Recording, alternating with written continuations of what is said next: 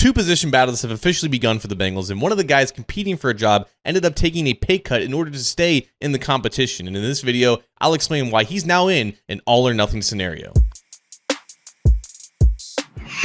Hi again, Bengals fans. John Sheeran of A to Z Sports Cincinnati here. We've got a couple updates pertaining the guard spot for the Bengals offense. As OTAs began earlier this week, which means it was the first time that we saw the 11 projected starters for the Bengals offense take on, well, air.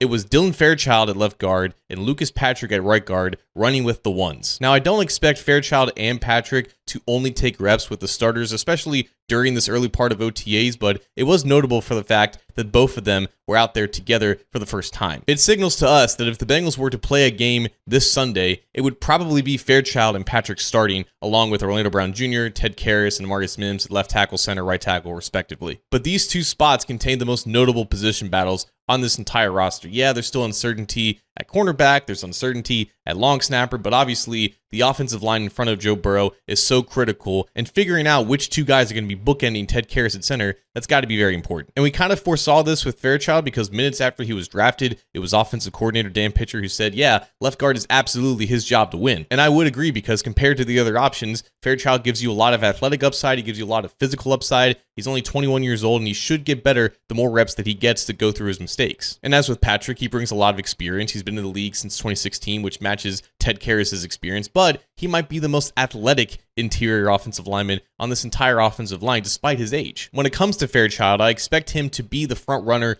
for that left guard job. I don't expect it to be handed to him, but I do expect him to take the majority of the snaps at that position, which should leave right guard to be pretty much an open competition. Like, I wouldn't be surprised by the time that this video is posted, we've seen Cody Ford taking starter reps at right guard. I think he was taking reps there in the early part of voluntary workouts as well. And then you have Cordell Volson, who's in a bit of an interesting situation. He was in the news recently this week because he took a pay cut of about $1 million less than what he was originally scheduled to make. And when that news was first reported, it seemed like the Bengals wanted him to take a pay cut because they didn't expect him to be a starter, but they still wanted to keep him on the team in some capacity. But the reworked deal that Volson ended up signing is a bit more interesting than that because they gave him some likely to be earned incentives. And what that means is that the Bengals expect these incentives, I think it was like $375,000, they expect those incentives to be earned so much to the point that it's already counting against the salary cap. So there are incentives in Cordell Volson's one-year contract now that if he just does what he did last year, he would get that extra money. And that signaled to me that there's still a really good chance that Cordell Volson leaves training camp as the starting right guard. But if he doesn't win that battle with Patrick and Ford, and he's still making about $2.5 million, and the Bengals are already putting up, I think, $3 million against the cap to have him on the team,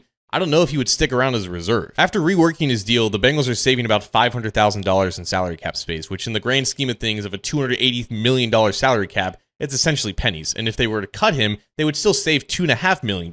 So I do think there's a good chance that if Volson doesn't reclaim his starting gig, he might be out of a job. But as of right now, it's still very early days, and it's not out of the question that he can beat both Patrick and Ford in a true battle come training camp. But it is still notable that Patrick, who was the only free agent acquisition from outside of the team this offseason, that he's getting the nod over guys like Ford and Volson right now. So that's where things stand at both guard spots. There's still a ton of work for these guys to do. There's a lot of things that they need to prove in order to be better than the tandem that was there last year. The battles may have commenced, but the war to solidify this offensive line as a whole